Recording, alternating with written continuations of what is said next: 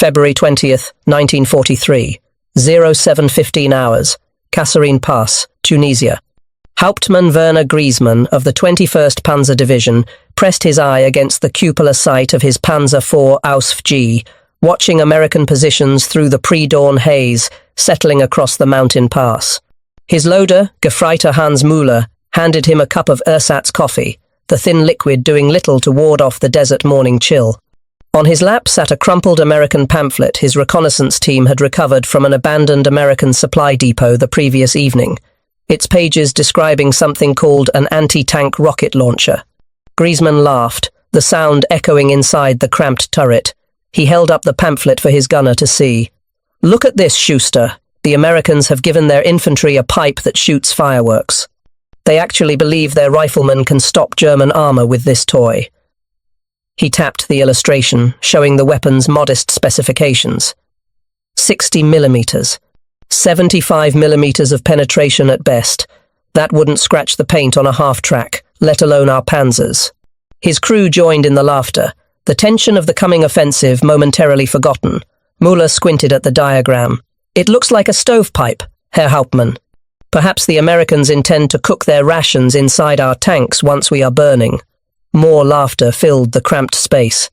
Griezmann had earned his Iron Cross First Class in France, had watched British Matildas burn outside Tobruk, had seen what real anti-tank weapons could do. This American contraption looked like something assembled in a child's workshop. What Hauptmann Griezmann didn't know was that within 18 months, an improved version of that very weapon would transform from a source of German amusement into a source of German terror.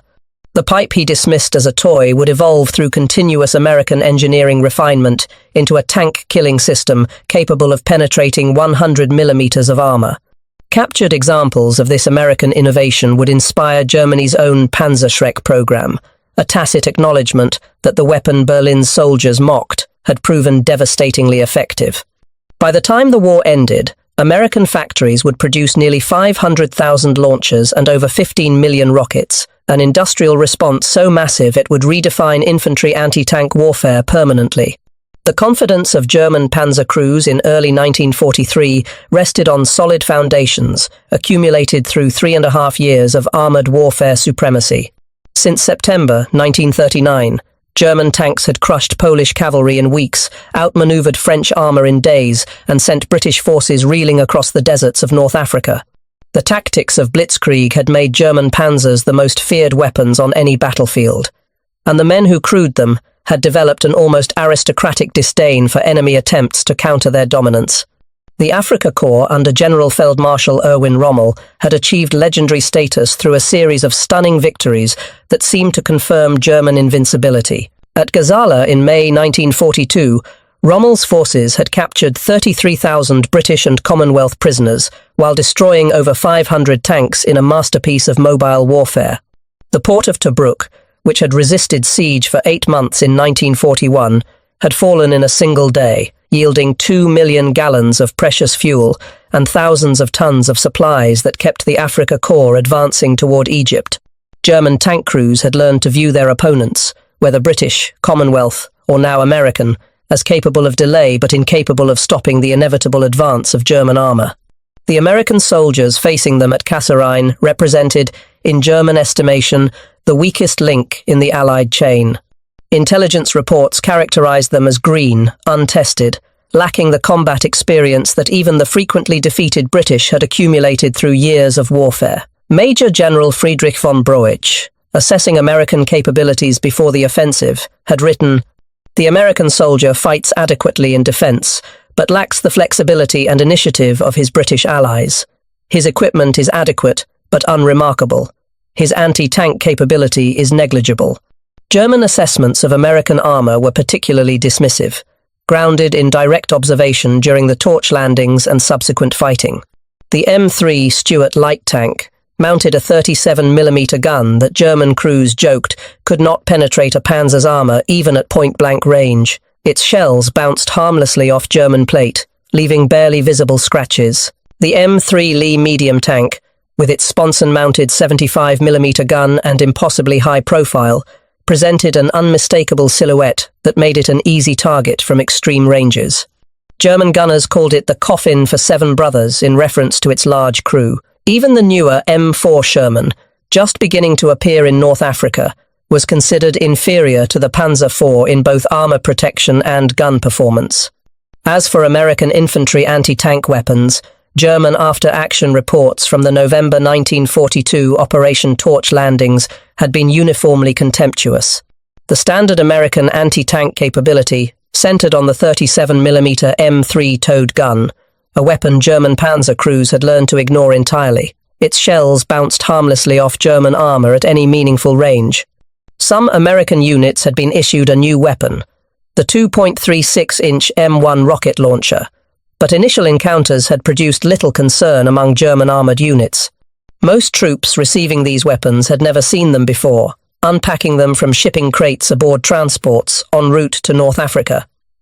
No training manuals accompanied the early shipments. Crews learned to operate the weapons through experimentation, with predictably inconsistent results. Oberst Friedrich von Breusch, commanding the 10th Panzer Division's advance elements, had written in his situation report dated January 15, 1943, "American infantry anti-tank capability is negligible. Their small-caliber towed guns are ineffective against our medium tanks beyond 200 meters. Reports of a shoulder-fired rocket weapon have been received, but early encounters suggest poor accuracy, insufficient penetration, and unreliable ignition. Our tank crews need not fear the American infantrymen equipped with this weapon." This assessment seemed validated during the opening phase of the Kasserine offensive. On February 14, 1943, German forces launched their assault against the inexperienced American Second Corps. The attack achieved complete tactical surprise. Within 48 hours, American defensive positions had collapsed across a 50-mile front. German tanks rolled through hastily abandoned supply depots, capturing enormous quantities of equipment, including crates of the new M1 rocket launchers that quartermaster units had only recently begun distributing to frontline troops. Many crates remained unopened, their contents still unfamiliar to the units that had been issued them. During these initial engagements, the Bazooka's performance gave German crews little reason to revise their contemptuous assessments. The M6 rockets fired by the M1 launcher could theoretically penetrate 75 millimeters of armor at perpendicular impact, but battlefield conditions rarely provided such optimal angles. Tank armor was designed with slopes that deflected incoming rounds, and the typical engagement angle reduced effective penetration substantially. Against the frontal armor of a Panzer IV Ausf G, which measured 80 millimeters on the turret face, the bazooka rounds proved largely ineffective. Worse, the weapon's electrical firing system, powered by 2 standard flashlight batteries housed in the wooden shoulder stock, proved unreliable in the cold desert nights and damp morning conditions that characterized Tunisian winter warfare. Lieutenant Karl Wenck, a platoon commander in the 5th Panzer Regiment, recorded in his personal diary on February 19, 1943, engaged American infantry positions near Spietla today. Several of the enemy attempted to use their new pipe weapons against my tanks. I counted at least 4 rockets strike my vehicle without penetration. The crews seem poorly trained, rising from concealment at ranges too great for effective engagement. My bow gunner eliminated 3 teams before they could reload. This American secret weapon is no threat to German armor. Our intelligence had worried us unnecessarily. The battery-powered ignition system created particular problems in combat conditions. The M1 launcher required the loader to manually connect a wire from the rocket motor to contact springs near the rear of the launch tube, a delicate procedure that proved difficult under fire and frequently resulted in misfires. A small indicator lamp on the shoulder stock was supposed to verify circuit completion, but this required the gunner to take his eyes off the target at the critical moment before firing. Cold temperatures further degraded battery performance, with some units reporting failure rates exceeding 40% during dawn and dusk engagements, when temperatures dropped below 50 degrees Fahrenheit. Moisture from morning fog or nighttime condensation caused additional electrical failures. Technical intelligence officers from the Afrika Korps carefully examined captured M1 launchers and M6 rockets following the Kasserine battles. Their assessments, forwarded to Berlin by March 1st, acknowledged the weapon's innovative design, but emphasized its numerous shortcomings. The report dated March 3, 1943, concluded, The American rocket launcher represents an interesting concept in infantry anti-tank warfare, but suffers from fundamental design flaws that limit its tactical effectiveness. The electrical ignition system is unreliable under field conditions. The rocket propellant produces excessive smoke and flash that reveals the firer's position before the round impacts, allowing the target vehicle to maneuver or return fire. The shaped charge warhead, while capable of defeating lighter armor, cannot reliably penetrate modern German tank armor at typical engagement angles. Recommend continued monitoring, but assess no requirement for defensive modifications to current Panzer designs. What German intelligence failed to appreciate was the speed with which American ordnance engineers were already addressing every deficiency their report identified.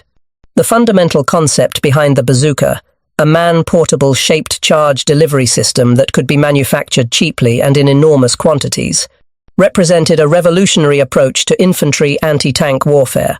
The initial M1 design was merely a prototype, hastily fielded to meet urgent battlefield requirements. American industry would rapidly refine it into an increasingly lethal weapon system, improving faster than German tactical doctrine could adapt. The story of the bazooka's development illustrated the innovative spirit that would ultimately overwhelm German technological superiority through sheer productive capacity and continuous improvement. Colonel Leslie Skinner of the Army Ordnance Department had worked on rocket ammunition at Aberdeen Proving Grounds since the early 1930s, accumulating expertise that proved invaluable when rapid development became essential. When the Army developed an effective shaped charge anti-tank grenade in 1941, the M10, engineers discovered it was too heavy to be thrown effectively by an infantryman. Attempts to fire it from rifles proved equally problematic. The 37mm M3 anti-tank rifle, designed specifically for the purpose, produced recoil so severe it damaged the weapon and injured users. Even the heavy 50-caliber M2 machine gun could not absorb the forces involved. Skinner's solution was elegantly simple. Attach a small rocket motor to propel the grenade from a lightweight tube launcher. The rocket's thrust would develop after the projectile left the tube, eliminating recoil entirely. Captain Edward Ewell, Skinner's assistant, assembled the first prototype launcher from available materials in the Aberdeen workshop. General Electric received an order for 5,000 launchers and 25,000 rockets on May 19, 1942, and delivered the first batch just 5 weeks later, on June 24. The speed of this development cycle would become characteristic of American weapons production throughout the war, in stark contrast to the often ponderous German development process that could require years to move from concept to field deployment. The nickname Bazooka came from the weapon's resemblance to a tubular musical instrument invented by American comedian Bob Burns in the 1930s.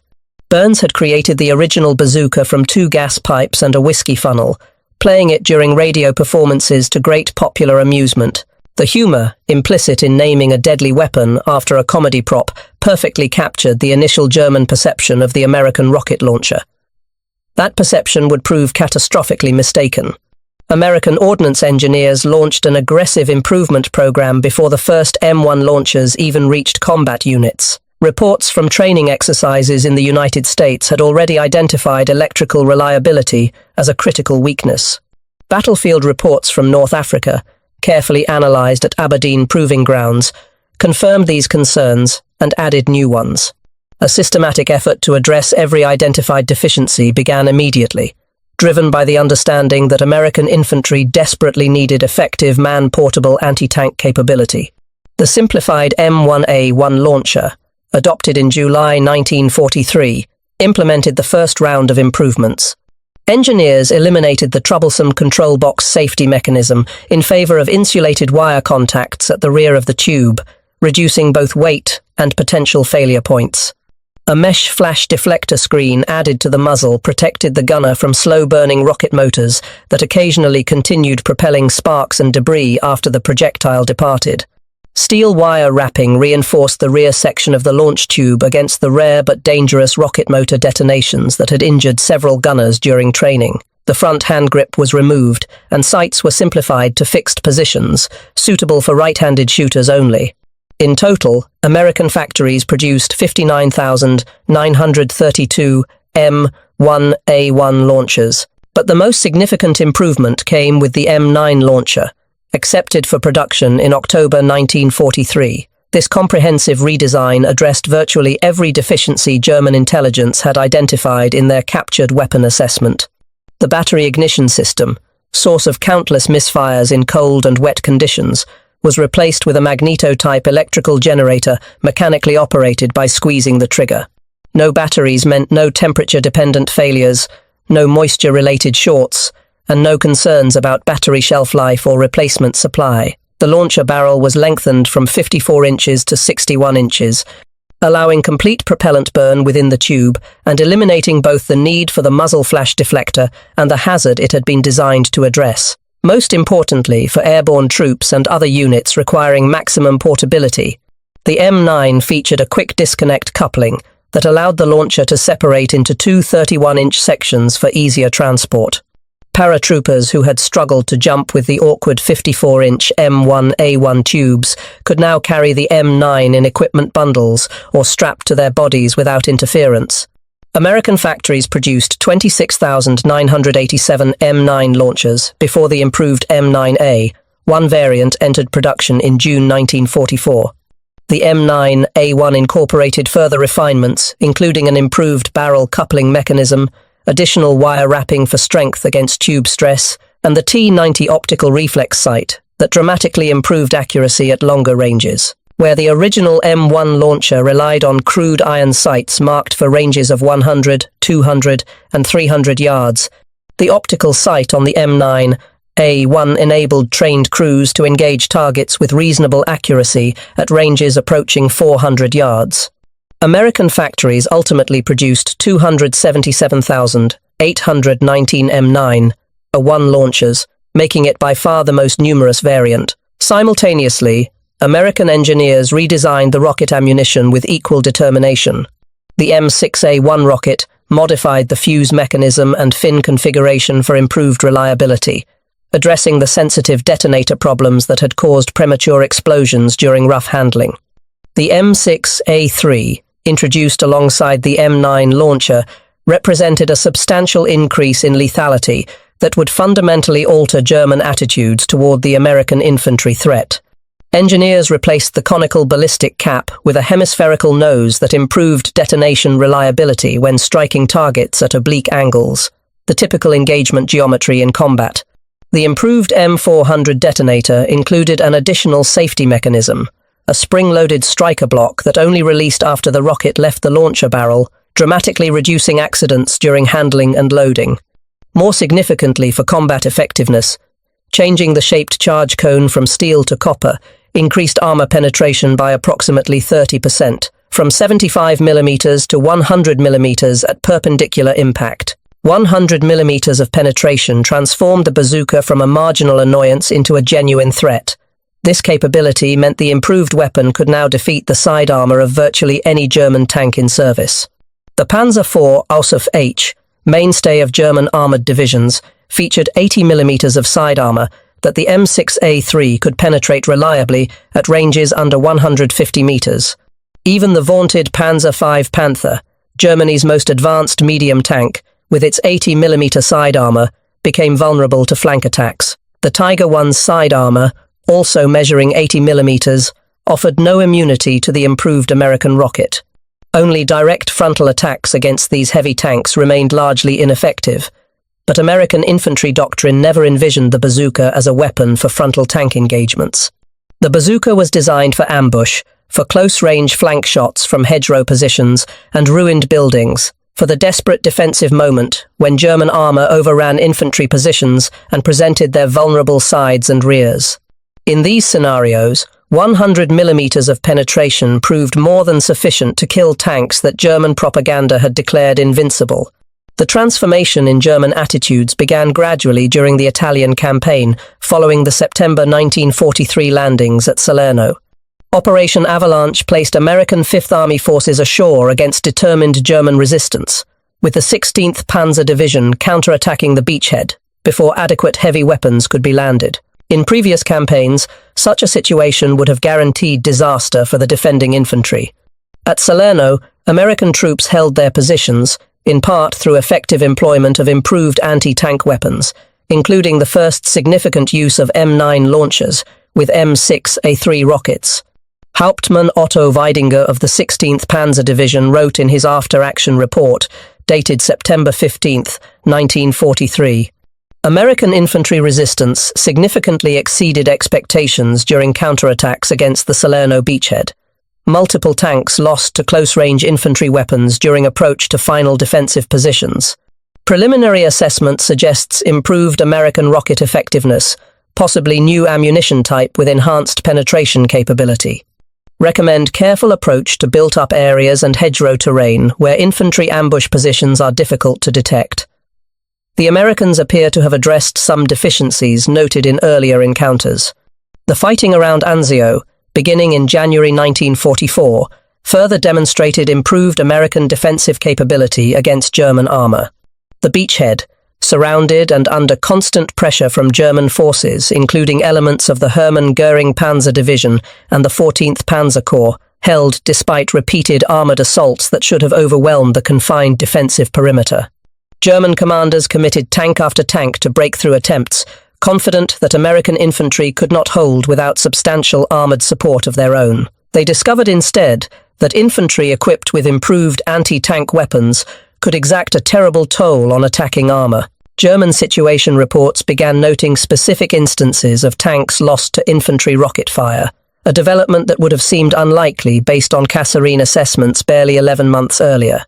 The confined terrain of the beachhead, with its drainage ditches, farmhouses, and scrub vegetation, provided ideal conditions for bazooka ambushes. German tanks advancing along predictable routes found themselves engaged from multiple directions simultaneously, unable to identify threats before rockets struck. Oberleutnant Wolfgang Fischer, a tank platoon leader in the Hermann Göring Division, recorded in his diary on February 12, 1944, "Lost 2 tanks today, during attack on American positions near the Anzio perimeter. Both struck by infantry rockets from concealed positions in farm buildings along our line of advance. The rounds penetrated side armor and started internal fires that consumed the vehicles completely. Crews escaped with burns, but vehicles are total losses that cannot be replaced. The American rockets seem substantially more powerful than those we encountered in Africa. Intelligence should investigate whether a new model has been introduced. My remaining crews are questioning whether we should continue attacks through this terrain without infantry support to clear buildings first. The hedgerow terrain of Normandy would prove even more challenging than the Italian countryside. The bocage, dense hedgerows lining countless small fields across the Norman landscape, created perfect conditions for infantry anti-tank ambushes. German armoured commanders who had grown accustomed to the relatively open terrain of North Africa or the rolling hills of southern Italy suddenly found themselves channeled into narrow lanes where enemy infantry could engage from concealed, positions at ranges measured in meters rather than hundreds of yards. Each hedgerow potentially concealed bazooka teams waiting patiently for tanks to present their vulnerable flanks. By the time of the June 6, 1944, Normandy landings, American infantry units had received substantial numbers of the improved M9 launchers with M6A3 rockets. The Ranger battalions that assaulted Pointe du Hoc carried bazookas as standard equipment, essential for attacking the fortified positions atop the cliffs. Airborne units dropping behind the beaches, despite the continued presence of some older M9A1 launchers, increasingly relied on the more compact M9 design that could be easily transported in equipment bundles. Every infantry battalion possessed approximately 40 bazookas distributed across rifle companies and headquarters elements, and many units exceeded their authorized allocation as commanders recognized the weapon's value. Table of Organization and Equipment documents from March 1943 had authorized each infantry company 3 launchers, with 7 additional in the Heavy Weapons Company and 8 in the Battalion Headquarters Company, totaling 24 per battalion and 93 per regiment. By February 1944, the allocation had increased to 8 per infantry company. In practice, commanders accumulated whatever additional launchers they could acquire, recognizing that the bocage fighting awaiting them would require maximum infantry anti-tank capability. The first major clash between improved American anti-tank capability and concentrated German armor came on July 11, 1944, near the Weser River. The Panzer Lehr Division, one of Germany's elite armoured formations equipped with the latest Panther and Panzer IV tanks, launched a major counterattack against American positions, threatening the vital road junction at Saint-Lô. Although M10 tank destroyers mounting 3-inch guns played the primary role in defeating this attack, Bazooka teams claimed multiple kills against tanks that penetrated infantry lines and approached close enough for effective engagement. More significantly than the actual tank kills, the psychological effect of rocket-armed infantry on German tank crews began manifesting in observable tactical behaviour changes. Crews became reluctant to advance through close terrain without extensive infantry support, slowing the tempo of German armoured operations precisely when speed was essential to containing the Allied breakout. Tank commanders who had previously felt invulnerable behind their armour now peered nervously at every hedgerow, knowing that concealed infantry might launch tank-killing rockets at any moment. Feldwebel Heinrich Braun, a tank commander in the Panzer Lehr division, recorded his experiences in a letter home dated July 18, 1944. The fighting here is unlike anything we experienced in Russia or Africa. The hedgerows create a maze where enemy infantry can approach within meters of our vehicles without being detected.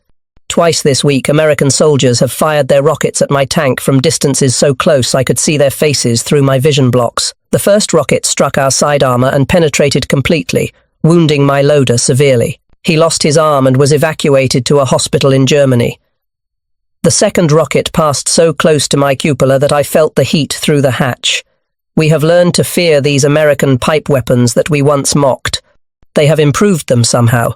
The rockets now bite through our armour as if it were cardboard. The August 6th to 7th counterattack at Mortain demonstrated both the continued danger of concentrated German armour and the growing effectiveness of American defensive firepower. Operation Lüttich represented Hitler's desperate attempt to cut off the Allied breakout from Normandy by driving to the coast at Avranches. 120 tanks and 32 self-propelled guns from 4 Panzer divisions attacked American positions held by the 30th Infantry Division and supporting units. The attack achieved initial success, penetrating several miles into American lines, but then stalled against determined resistance. Although air power from rocket-firing fighter bombers and concentrated field artillery inflicted the heaviest German losses, the 30th Infantry Division's after-action report credited bazooka teams with destroying 10 German tanks during the defensive battle. Individual accounts documented the close-range engagements that characterized the fighting. Staff Sergeant Harold Holcomb of the 120th Infantry Regiment knocked out 2 Panther tanks, with successive bazooka rounds fired from a drainage ditch alongside the main road, then withdrew successfully before German infantry could respond. More importantly than the specific number of tank kills, the presence of numerous bazooka teams in hedgerow positions forced German tank commanders to slow their advance to clear each potential ambush site, allowing time for airstrikes and artillery concentrations that ultimately shattered the offensive. The counterattack that Hitler had hoped would restore the situation in Normandy instead accelerated the German collapse, as units committed to the failed operation could not extract themselves before Allied forces completed their encirclement of the Falaise pocket. Intelligence reports captured after the Mortain failure revealed the evolving German appreciation of American anti-tank capability. A summary document prepared by the 7th Army Intelligence Section on August 15, 1944, stated, "Infantry anti-tank weapons of the enemy have shown marked improvement in recent months compared to assessment based on Tunisian encounters.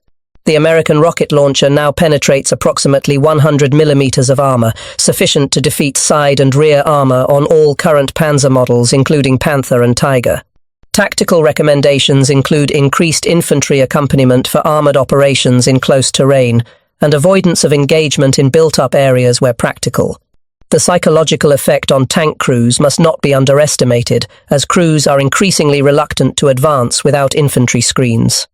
The growth in American bazooka inventory reflected the weapon's importance to frontline commanders, who requested additional allocations beyond authorized levels. In June 1944, approximately 35,000 launchers were available in the European theatre. By December 1944, this number had reached 75,000. By late April 1945, 93,000 bazookas equipped American forces in Western Europe alone. Additional thousands served in the Pacific Theatre, where the weapon proved equally effective against Japanese armor and fortifications. Monthly rocket consumption during the most intensive fighting from December 1944 through February 1945 reached 200,000 rounds per month, an enormous logistical burden that American industrial capacity absorbed without difficulty. The total wartime production of approximately 15 million rockets of all types testified to the weapon's ubiquity. Where German intelligence had dismissed the bazooka as an interesting but flawed concept, American commanders had embraced it as an essential infantry weapon worthy of unlimited production priority. Perhaps the most striking testament to the bazooka's effectiveness came from Germany itself. Captured American M1 launchers and M6 rockets, taken during the Kasserine defeat and in subsequent Tunisian fighting, had been carefully evaluated by German ordnance engineers at Kummersdorf proving grounds. Rather than dismissing the captured weapons as their field commanders initially had, technical experts recognized the revolutionary concept underlying the design. The shaped charge warhead delivered effective anti-tank capability in a package light enough for a single infantryman to carry and simple enough for rapid mass production. Within months, Germany had developed its own version, the Raketenpanzerbuchs 54, better known as the Panzerschreck, translated literally as tank terror. The German weapons scaled up the bazooka concept substantially, increasing caliber from 60mm to 88mm to achieve approximately 160mm of armor penetration, sufficient to defeat any Allied tank from any angle. This improvement came at a cost in weight and portability. The Panzerschreck weighed nearly 20 pounds unloaded compared to the bazooka's 13, and its larger rockets limited the ammunition a team could carry. The weapon also required a face shield to protect the gunner from severe backblast that the American design avoided through superior propellant formulation. Nevertheless, the Panzerschreck's development represented an implicit acknowledgement that the weapon German tank crews had laughed at in Tunisia had proven effective enough to warrant urgent imitation. German factories ultimately produced approximately 314,000 Panzerschreck launchers, a substantial commitment of industrial resources that might otherwise have produced tanks or aircraft. The Panzerfaust, an even simpler design, followed the Panzerschreck into production. Rather than copying the bazooka's reloadable launcher concept, German engineers created a single-shot recoilless weapon, firing a large-shaped charge grenade from a disposable tube that the user discarded after firing. The Panzerfaust could pierce 140mm of armor in its early versions, increased to 200mm in later variants, but effective range was limited to 30 meters for accurate fire. Despite this limitation, the weapon's low cost, simplicity, and devastating power made it extremely popular with German infantry. Some American officers considered the Panzerfaust superior to their own bazooka for certain applications, particularly urban combat where engagement ranges were minimal. One American tank officer, interviewed after the war, described the Panzerfaust as the most concentrated mass of destruction in the war. American units collected captured Panzerfausts and Panzerschrecks whenever possible for their own use, a reciprocal acknowledgement that both sides had recognized infantry portable anti-tank weapons as essential battlefield tools that transformed the relationship between infantry and armor. As the war progressed through late 1944 and into 1945, German accounts increasingly reflected the psychological toll of facing rocket-armed American infantry. Where Kasserine had produced confident dismissal, the final campaigns produced frank admission of fear and tactical paralysis. Oberleutnant Friedrich Auer, captured during the Ardennes counteroffensive in December 1944, provided this assessment during his interrogation by American intelligence officers. In the East, we feared the Russian anti-tank rifles, and later their copy of your bazooka design. But the Russian infantry was not as well supplied or as skilled in using these weapons as the American soldier.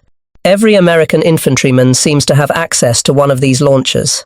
They appear from everywhere in the hedgerows, in the ruins of buildings, from foxholes we have already passed and believed cleared. Our tank crews no longer feel safe even behind our armor. The American infantry has become as dangerous to our tanks as their fighter bombers overhead. Gefreiter Wilhelm Hartmann, a driver in the 2nd Panzer Division, wrote in his diary on January 3rd, by 1944, a two-man American Bazooka team could destroy tanks that had cost the Reich hundreds of thousands of marks and required years of specialized training to operate. The economics of this exchange favored the Americans impossibly.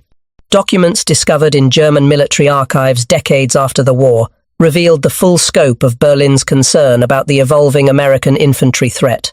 A July 1944 assessment prepared by the Weapons Office of the Army High Command stated, "American infantry anti-tank capability has improved substantially since the North African campaign assessments upon which current tactical doctrine was based. The current model rocket launcher, designated M9 by the enemy, achieves reliable penetration of approximately 100 millimeters at ranges to 150 meters against perpendicular armor plate. Combined with the enemy's tactical doctrine emphasizing close-range engagement from concealed positions in hedgerow and urban terrain, this weapon presents a serious threat to armored operations. Recommended countermeasures include increased use of infantry screens during all armored advances and avoidance of engagement in built-up areas where practical. Tank crews should be briefed on the increased threat." When General Dwight Eisenhower was asked after the war which weapons contributed most to Allied victory, he named four: the atomic bomb, the C-47 transport aircraft, the Jeep, and the bazooka. That an infantry anti-tank weapon rated alongside world-changing technologies testified to its impact on the ground war in Europe and the Pacific.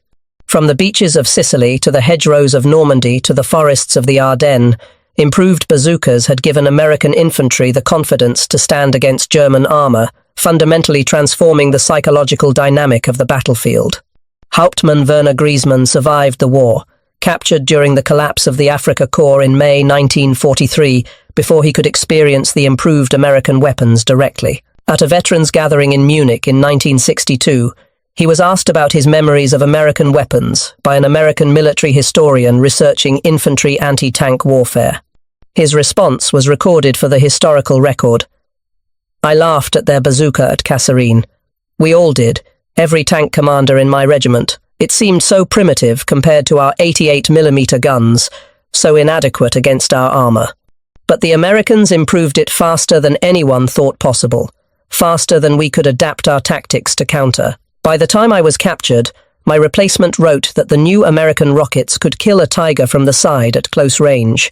What we mocked in the desert became the weapon that ended our superiority in the fields of France. The Americans have a saying about laughing last. They certainly had the last laugh about their pipe weapon."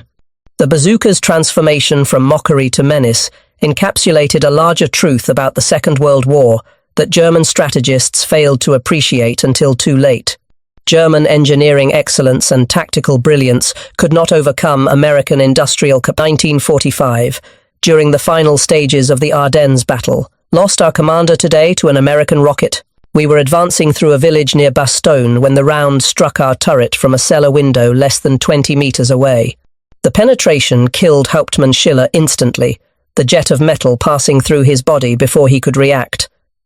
I survived only because the spall pattern missed the driver's position by centimeters. We pulled back and refused to enter the village again until infantry had cleared every building. The war has changed completely. Our panzers are no longer invincible. The Americans have given their infantry the weapons to kill us and produced them in quantities we cannot match. Post-war testimony gathered by American military historians confirmed the transformation in German attitudes that battlefield evidence had suggested. Major Werner Plus, who had commanded armored elements during the Normandy campaign and survived the Falaise encirclement, stated in his 1946 debriefing, "The American improvement in infantry anti-tank weapons between North Africa and France was remarkable and unexpected. In Tunisia, we had little respect for the bazooka weapon. It seemed unreliable in operation and insufficiently powerful against our armor. By Normandy, it had become a weapon we could not ignore. My tank losses to bazookas during the July fighting exceeded my losses to enemy tanks in direct engagements. The American success derived not merely from the improved weapon itself, but from the enormous numbers deployed at every level. Every small hamlet, every hedgerow position, potentially held bazooka teams waiting for our advance. General Major Fritz Bayerlein, who commanded the Panzer Division during the Normandy fighting, provided even more detailed testimony during his post-war interrogation. His division, one of the best equipped in the German army, had suffered catastrophic losses during the Bocage fighting and subsequent Allied breakout. When we received our orders for the Mortain counterattack, I knew we were sending my tanks into a trap, Bayerlein recalled. The Americans had learned to use their terrain. Every hedgerow concealed infantry with their rocket launchers. My crews had become so frightened of the bazookas that they refused to advance without infantry clearing each field first. This slowed our operations to a crawl. By the time we reached our objectives, American aircraft had found us. But I tell you honestly, my men feared the bazooka teams in the hedgerows as much as the fighter bombers overhead. You could hear the aircraft coming. The bazooka gave no warning until the rocket struck. Oberst Hans von Luck, who commanded a camp group during the Normandy and subsequent campaigns, wrote in his memoirs published decades after the war, "The Americans had transformed the bazooka from a curiosity into a decisive weapon. In Africa, we captured many and considered them inferior to our own anti-tank weapons. This was a mistake. The Americans never stopped improving their designs while we focused on larger, more complex weapon capacity, combined with continuous technological improvement. The M1 launcher that German crews dismissed at Kasserine bore little resemblance to the M9A1 that stalked them through the Norman hedgerows 18 months later. Each version was deadlier, more reliable, and produced in greater numbers than the last, while German production struggled merely to replace losses. In the end, the mathematics of American production, the very abundance that German strategists initially dismissed as meaningless without matching quality, proved decisive. Nearly 500,000 launchers and 15 million rockets poured from American factories. German mockery at Kasserine gave way to respect at Salerno, concern at Anzio, fear at Normandy, and terror in the Ardennes. The bazooka's journey from laughingstock to lethal threat mirrored Germany's journey from confident aggressor to defeated nation, a trajectory that began with mockery and ended in the ruins of the Reich.